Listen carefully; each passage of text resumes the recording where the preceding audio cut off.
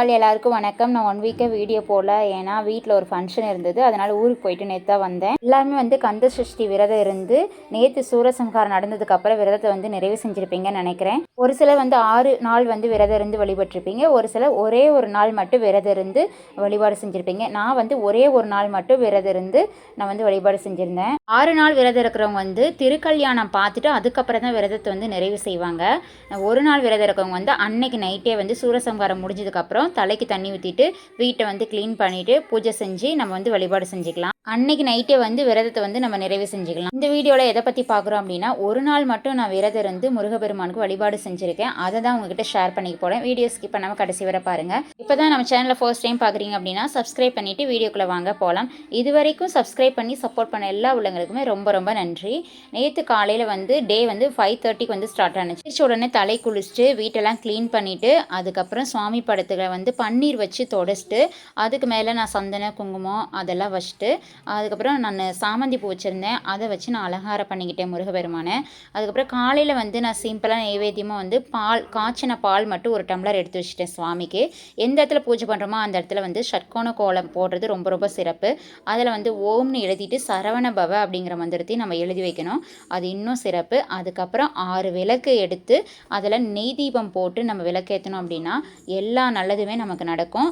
அதை நான் நெய் தீபம் போட்டிருந்தேன். 6 அகல் விளக்குமே சுத்தமாக க்ளீன் பண்ணிவிட்டு மஞ்சள் குங்குமம் வச்சுட்டு அதுக்கு மேலே நம்ம திரி போட்டு அதுக்கப்புறம் நெய் ஊற்றி நம்ம தீபம் ஏற்றலாம். அப்படி இல்லை அப்படின்னா நல்லெண்ணெய் ஊற்றி நம்ம தீபம் ஏற்றலாம். அப்புறம் நெய்வேத்தியமாக நான் ஒரு டம்ளர் பால் வச்சுட்டு அது கூடவே 2 பழம் வச்சு நான் நெய்வேத்தியமாக வச்சுருந்தேன். முக்கியமான நாளில் நம்ம பூஜை பண்ணும்போது மாக்கோலம் போட்டால் ரொம்ப ரொம்ப நல்லது.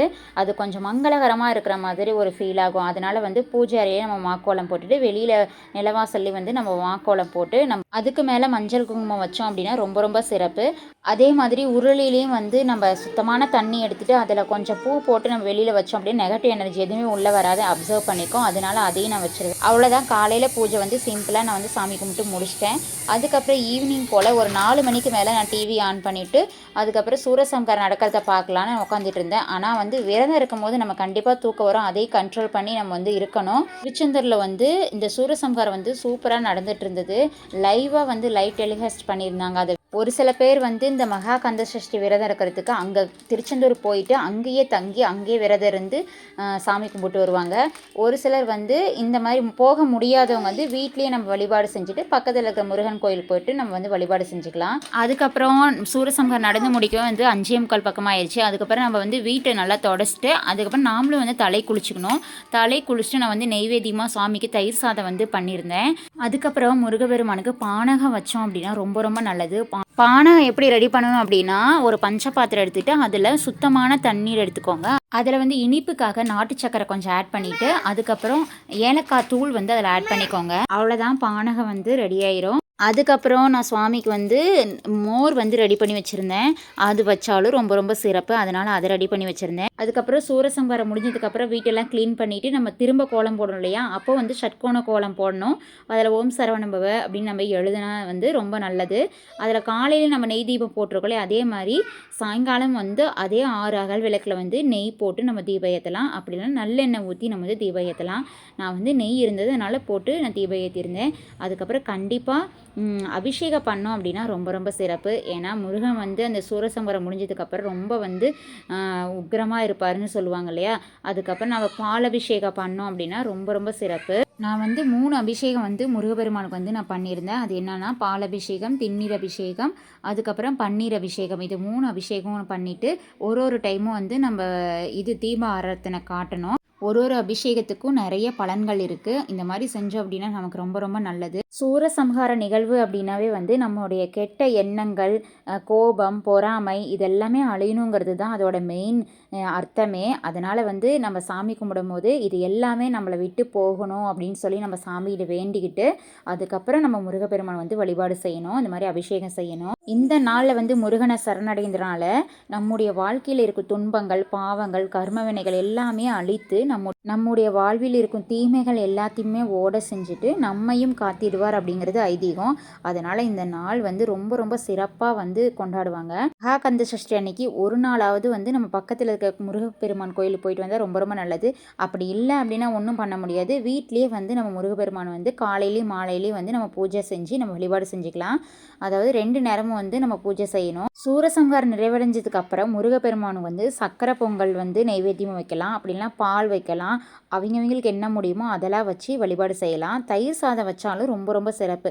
அதுக்கப்புறம் முருகனுக்கு பிரசாதமாக படைத்த பொருட்கள் எல்லாம் வந்து மற்றவங்களுக்கு தானமாக கொடுத்து நாமும் சாப்பிட்டுட்டு அந்த விரதத்தை வந்து நம்ம நிறைவு செஞ்சுக்கலாம். சஷ்டி அப்படின்னாவே வந்து அன்னதானம் செய்கிறதான நோக்கம்தான். அதனால் அந்த நாளில் வந்து குறைந்தது 2 பேருக்காவது சாப்பாடு வாங்கி கொடுத்தோம் அப்படின்னா ரொம்ப ரொம்ப நல்லது. அப்படி இல்லைன்னா நம்ம வீட்டில் வந்து சுவாமிக்காக நெய்வேத்தியம் படைக்கிறதுக்காக வீட்டில் சாப்பாடு செய்கிறோம் இல்லையா, அந்த மாதிரி சாப்பாடு நம்ம சாமிக்கு படைச்சிட்டு அந்த சாப்பாடு கூட வந்து நம்ம பிரசாதமாக வந்து கோயிலுக்கு போயிட்டு அங்கே இருக்கிறவங்களுக்கு கூட நம்ம கொடுக்கலாம். இந்த மாதிரி ஏதாவது ஒரு வகையில் 2 பேருக்கு நம்ம அன்னதானம் செஞ்சோம் அப்படின்னா ரொம்ப ரொம்ப நல்லது.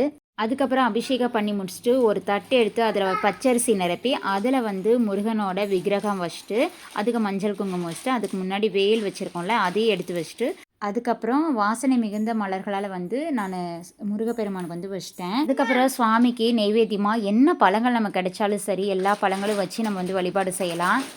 அதுக்கப்புறம் முருகப்பெருமானுடைய கந்த சஷ்டி கவசம், வேல்மாறல் இதெல்லாம் படித்தோம் அப்படின்னா ரொம்ப ரொம்ப நல்லது. அதுக்கப்புறம் முருகப்பெருமானுடைய 108 போற்றி சொல்லி நம்ம பூவாலேயோ இல்லை குங்குமத்தாலேயோ நம்ம அர்ச்சனை செஞ்சோம் அப்படின்னா அவ்வளோ நல்லது.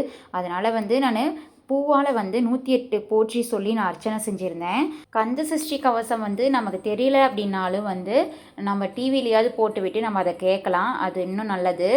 எதுவுமே தெரியலனா கூட ஓம் சரவணபவங்கிற மந்திரத்தை 108 முறை சொல்லி நம்ம பாராயணம் செஞ்சோம் அப்படின்னா ரொம்ப ரொம்ப சிறப்பு. அதனால் வந்து எதுவுமே தெரியல நம்ம இல்லாமல் ஏதோ ஒரு மந்திரம், அதாவது ஓம் முருகா போற்றி, முருகா முருகா அது மாதிரி சொல்லிவிட்டு ஒரு 108 டைம் நம்ம இப்படி சொல்லும் போது அது வந்து நம்ம வேண்டுதல் அப்படியே பழிக்கும் அப்படின்னு சொல்லுவாங்க. நம்ம என்ன நினச்சி வேண்டுறோமோ கட்டாயம் வந்து கிடைக்கும்.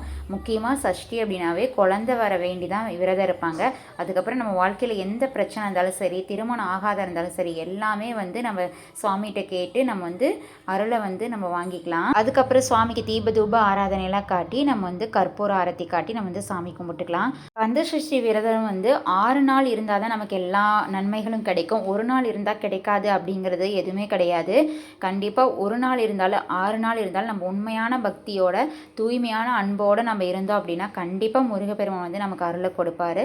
அதனால் நம்ம வந்து நம்ம நினச்சி நம்ம வேண்டதை பொறுத்து தான் நமக்கு எல்லாமே கிடைக்கும். அதே மாதிரி நம்மளோட நம்பிக்கை, நம்ம இது கிடைக்கும் நம்ம வேண்டுறோம் அப்படின்னா அது நம்பிக்கையாக வந்து நம்பிட்டு அதுக்கப்புறம் நம்ம வேண்டணும். கண்டிப்பாக அது வந்து நடக்கும்.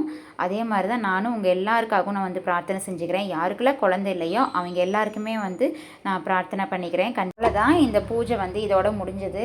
நேற்று ஒரு நாள் மட்டும் விரதம் இருந்து உங்கள்கிட்ட இதை ஷேர் பண்ணியிருக்கேன். கண்டிப்பாக உங்கள் எல்லாருக்கும் இது யூஸ்ஃபுல்லாக இருக்கும். உங்களுக்கு பிடிச்சிருக்குன்னு நம்புகிறேன். பிடிச்சிருந்துச்சு அப்படின்னா உங்கள் ஃப்ரெண்ட்ஸ் எல்லாருக்கும் ஷேர் பண்ணுங்கள், கமெண்ட் பண்ணுங்கள், மறக்காமல் சப்ஸ்கிரைப் பண்ணிடுங்க. மீண்டும் இதே மாதிரி ஒரு நல்ல வீடியோவில் நம்ம சந்திப்போம். தேங்க்ஸ் ஃபார் வாட்சிங்.